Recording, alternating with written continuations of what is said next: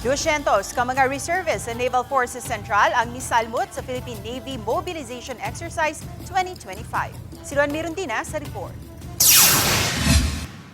Aron mas mapalambo pa ang operational readiness o kaandam sa parehong regular ug reserve force sa Philippine Navy, subli na usab silang gipaubos sa pagbansay-bansay.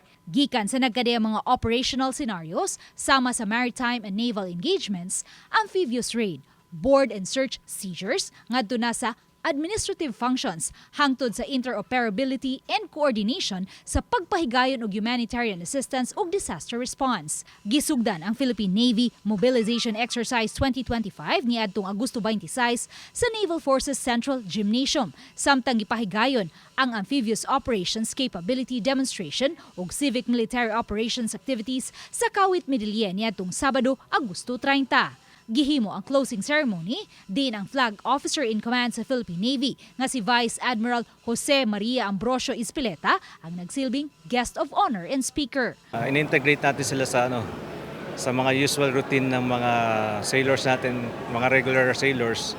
So pinag-participate natin yung mga reservists and actually they perform good. So this MOBIC is very important because this will prepare their service in our AUR for integration into the regular force.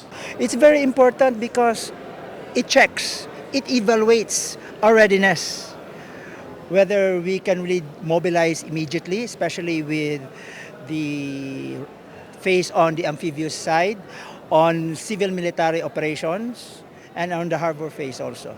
Uban ni Marlon Melgazo, Luan Merondina, Balitang Bisdak.